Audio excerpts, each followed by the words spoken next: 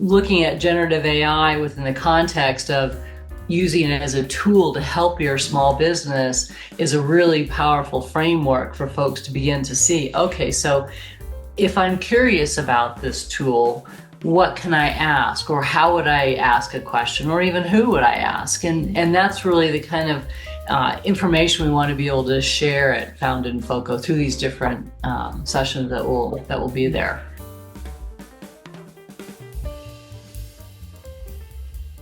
Hey, this is Nick Armstrong, and you are watching the Found in FoCo podcast. Every episode, we get a chance to talk to someone in our entrepreneurial community, whether it's our nonprofits, whether it's our freelancers, our creatives, or just somebody doing something really cool in small business. And today, I have two of our full track team members, our planning team, our committee, who's coming together to bring us something new and exciting.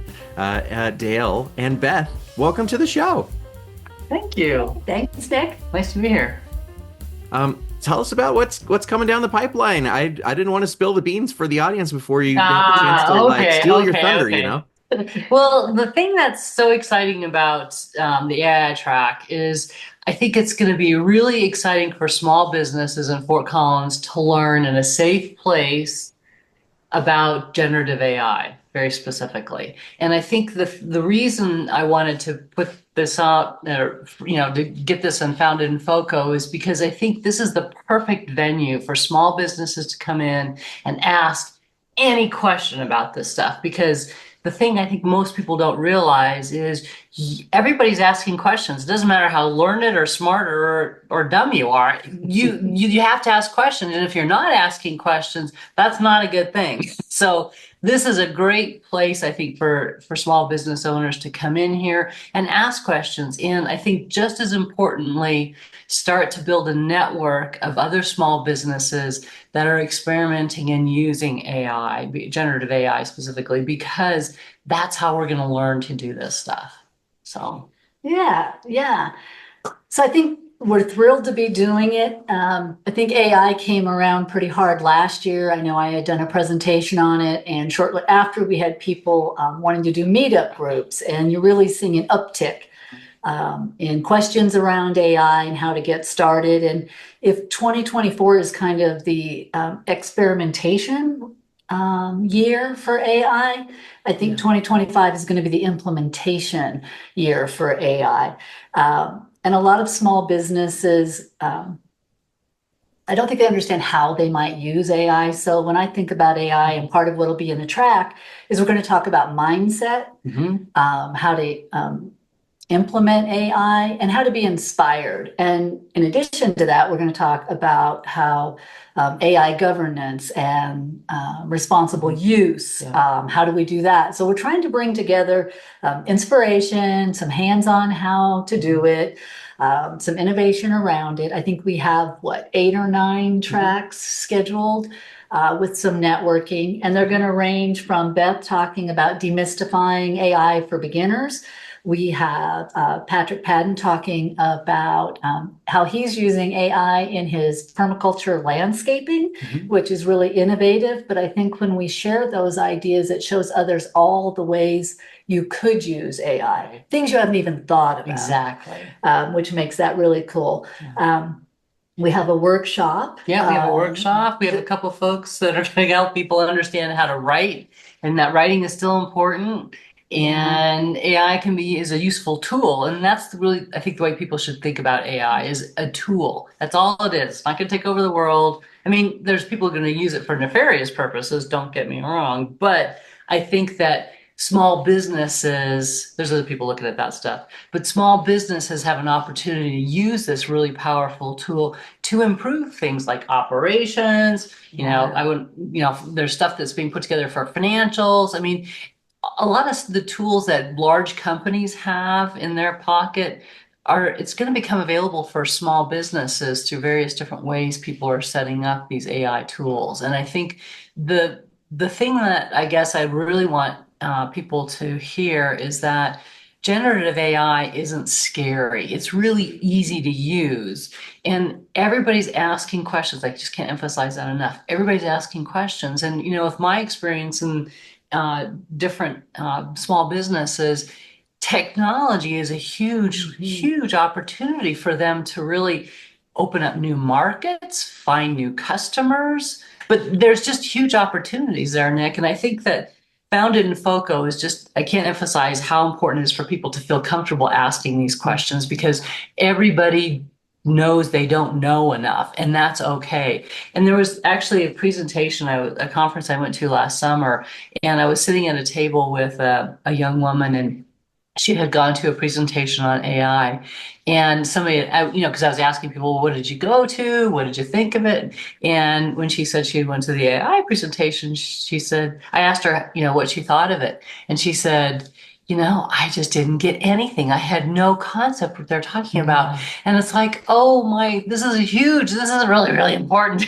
It's like, we need to help these folks understand that it's okay to come out and ask what feels like stupid questions because there aren't any. You can't know. Nobody knows. Even people who really know this stuff, they don't know things. So I think it's just really important that people start to realize that it's okay to ask questions. And we don't know everything. We know some stuff, and we'll talk about that and support folks. I think we've got some networking place. Yeah, I was going to stuff going say on there too. Yeah, to kind of add into that on the questions, we're actually doing a panel, an open question panel. So we will have a handful of experts, and we're just going to take topics from the audience. So don't be afraid to come in and ask. So you've got everything from, hey, this is how, this is the terminology, and this is the beginning of learning AI, to, let's pick some brains of some experts, which I think could be fun and a little bit crazy, unscripted. So looking forward to that. Well, and the thing that's also fun is we were looking through a lot of the proposals. The people who are presenting are people who are local, and they get small businesses. And I guess that's the other thing to say. We're not bringing in experts from Google, far off place. It's really geared towards small businesses and local small businesses, so that people can feel comfortable, one, in the environment, and two, being able to ask questions. Because if you aren't asking a question, there's probably 10 other people in the same room that aren't going to get the answer because they're asking the same question themselves. So it's just, I think, a really exciting part of Founded in FoCo. And I think that with the way the program, the conference has evolved and gotten to be stronger and stronger, it's just getting to be more important to participate in this event, because we are drawing more quality programming in there. And I think this AI track will be a really good example of that. And it's current. I mean, what we've planned today, we're all going to have to go back and re-update our presentation for the first of the year to see, okay, so how far off do we need to shift and change a little bit, because it's moving so fast. But that's not a bad thing. Yeah. So should we pause to see if you have any specific questions or anything? I think what hopefully people are getting is how excited Beth and I are to be, working on the track together, bringing it to the community, working with the speakers. It's been a lot of fun. And I think the people who attend are going to have a lot of high energy, a lot of new ideas. And as you're always saying, you want it to be really accessible for people to attend and not feel out of it. So one of the things we might say is, if you don't know when you get to Founded in FoCo what track maybe you want to go to, ask. Just ask. We'll help get you into a track that's a good investment of your time and energy. Right. And then back to you, Nick. Did you have a question? Yeah, that's right. It's your podcast. This is, I think, the fewest amount of words I have said on a show. That's great. If the enthusiasm from the team who is leading this effort on the AI track isn't very clear from the get-go on this, you maybe have your volume too low. You really, when you put together a conference over a series of years, it naturally will evolve, and every year at Founded in FoCo is completely different. And so I'm super enthused by the energy and effort that you, Dayle and Beth, are bringing to the AI track, and really, as a lot of the intimidation factor around AI has been the idea that you're taking the knowledge out of the work of knowledge work, right? And it's really not it. You're taking some of the work out of the knowledge work and not the knowledge component. Um, Yeah. and tools like Grammarly, which are easy, the gentle version essentially of AI, which we know can make mistakes, versus Sure. something like Claude, where it is fully generating a report for you, and you have to double check it. There's Yeah, there's yeah. errors that are prone to here. But But the great I thing love that the approach of bringing in the local businesses to yeah, talk about how their processes work and how to implement it in their own businesses, so right. that there's this idea of like, we're not just like, I'm not doing this to replace an internship, or I'm not doing it to replace a low-level worker, or even a mid-level worker. I'm doing this to augment the skills that we all have. Yeah, Right. absolutely. You're creating opportunities, and that's really what tools do. I mean, using a hoe makes it easier to hoe to plant seeds than just, down there with your hands and gloves kind of thing. And so I think looking at generative AI within the context of using it as a tool to help your small business is a really powerful framework for folks to begin to see, okay, so if I'm curious about this tool, what can I ask, or how would I ask a question, or even who would I ask? And that's really the kind of information we want to be able to share at Found in FoCo through these different sessions that will be there. And I think the people that are speaking are speaking from a very approachable level. Mhm. So if you do come in and maybe you don't get this subject, maybe you're not into the landscape stuff Permaculture. permaculture that Patrick's talking about, but there might be some really important things that he says about how he's used it that might spark something for you in your business. Maybe it's Yeah. retail, that, oh, I hadn't thought about it in that way. And that's exactly the kind of sparks and ideas we want to be able to help generate from this. So if you walk away with nothing, then that's not true. I would let it percolate a day or two and think about some of these sessions, and maybe reach back out to some of the speakers, because that's where you're going to start to find that really special secret sauce that might help your business grow in a different way that you had never thought about. You had very purposefully put in place a track this year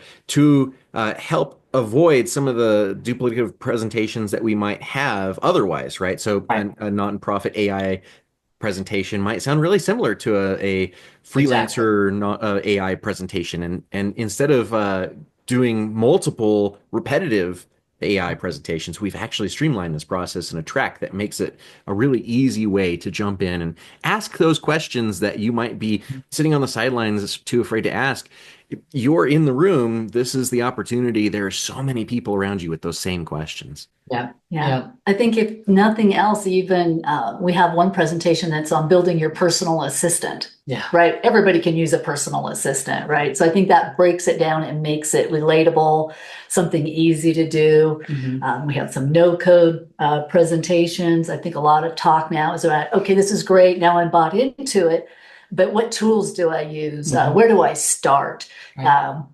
And kind of breaking it down by that level. But I think we really were intentional in trying to do everything from the basic concepts Mhm. to innovative ideas to language, like how do you make your AI sound like you? That's where the workshop comes in, and how to use it that way.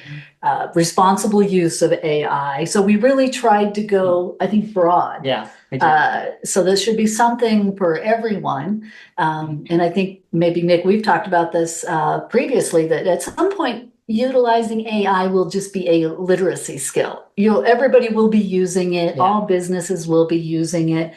But back to what we love is business and technology, and making sure that you're aligning your technology with your business and your business goals and plan. Right. Yeah. Yep. And that's really important for the people aspect of businesses, which is the piece that always gets me interested, because, well, people are multidimensional and they always change. They're never the same thing. A spreadsheet is a spreadsheet as far as I'm concerned, but people are just special. And I think that's the other really interesting thing about generative AI is it's a tool, but it's a tool that people can use in a way that works best for them. And it might be the way they learn, it might be how they access information, it might be how they communicate. All those are really powerful ways that you can engage your workforce or your customers, or both, in a different way than maybe you have in the past. And I think that's what makes it so exciting. And being able to help small businesses with tools that are just as powerful as what some of these big companies have access to. Wow, you got to say, that's really interesting. How can I learn more? Yeah, it's that democratization of the economic playing field that we've been waiting for, something in the same style of like the Henry Ford factory, trying to figure out what small businesses and freelancers can do to sort of catch up in that way and still be creative and have their own mark and not lose the spirit of their work to some of these tools. I'm really heartened by the idea of bringing in all of these different perspectives, the small business, the local, the nonprofits, all of these folks, and you've worked really hard at crafting a great track. What is the one thing that you hope an attendee walks away with? Ooh, I got two things. Can I say two? Yeah, two. There's no economies of scale here, so just go for it. Okay. Now I'll say two. Okay.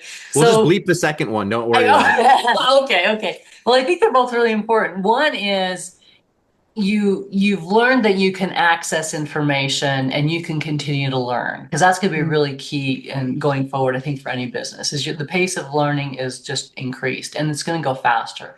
The second one is just as important, and that is building a network of people, live, multidimensional people, to tap into when you have questions that you feel like you can trust, or that they would have a great perspective on how you might be able to use AI or adjust whatever your technology you're using. I think those are the two things that I would love to have every participant that comes to Found in FoCo walk away with.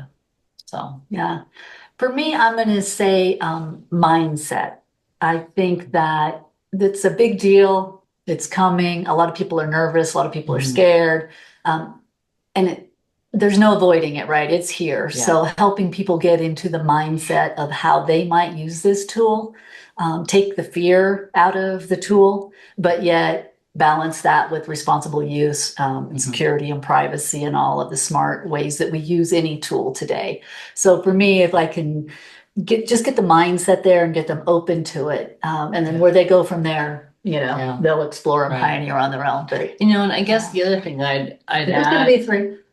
Okay. You can There's nothing but static after the. Okay. I think the other thing is that the curiosity of using a tool like this, I think, is really important. So I hope that people leave with a sense of, oh, I can do this, and oh, there's possibilities, and I don't have to be an expert. I don't have to have a degree in something. I don't have to have 20 years of experience. That doesn't matter. Anybody can use it. And you can have fun. Exactly. I think this is key. We are fun. We want to show you how to have fun with AI, right? Yeah. We're fun. That's fun. We're fun. I have no experience indicating otherwise, so I would say that it's. Oh, that's good. There you go. Okay. Validation. It's good. It's a small sample size, but it's valid, I think. Let's take it. Firsthand observation. We've worked really hard as a team to build a cohesive event. What outside of the AI track are you most excited for about Found in FoCo this year? I always like the networking. I always meet fabulous new people, and that's one of the things I hear. I think this will be my third Founded in FoCo, and I always get that feedback. I almost always make a connection that is still a connection. Yeah. So I think, that's you a big stole deal. mine. That was the same people. You just people, all right. But yeah, I think that's good. It. I mean, you get good information, but then you get connection and community. Right. Yeah, I think, and that's long lasting. And I think that's one of the, particularly since the pandemic, I think that's one of the things that's so missing in lots of ways, because we have all this technology you can use to communicate and so forth. They don't technically need to be, shopping or, things that we used to do in person all the time. And I think having something like Founded in FoCo, where you come together and you meet people and you have really interesting conversations, and everybody helps everybody else learn. And I think that's, I guess, the people aspect of it to me that's important. And, of course, you have lots of fun while you're there as well. But Connecting, it's a place to connect and grow. Mm-hmm. Straight up, it's a place to connect and grow, which are have a little fun. Yeah. So awesome. Well, we absolutely cannot wait to see you there March 10th through 13th this year at the Fort Collins Senior Center. Tickets and more available at foundedinfoco.com. You can see some of the schedule as it goes live, depending on when you listen to this podcast, you can definitely take a look at how the tickets are priced and choose accordingly. We're doing another return of the pay what you can scale, so feel free. There's no vetting on that. Just if you feel the need to use one of those tickets, please do. We want to have you there in that space. And any last words of advice or wisdom, either Beth or Dayle or both? come to Founded FoCo. It's a lot of fun. A lot of fun. And Nick and the leadership team, thank you for putting it all together and making it such an amazing event and better year after year. Yeah. You're appreciated. It's right back at you. And we have a team of 25. I have a co-lead this year in Charles, who's on another episode of this podcast. And everybody is very excited to bring our community together around doing great and interesting things. Hey, thanks for listening. I'm Nick Armstrong, and this is a Founded in FoCo podcast. For more great interviews like this one, join us at foundedinfoco.com.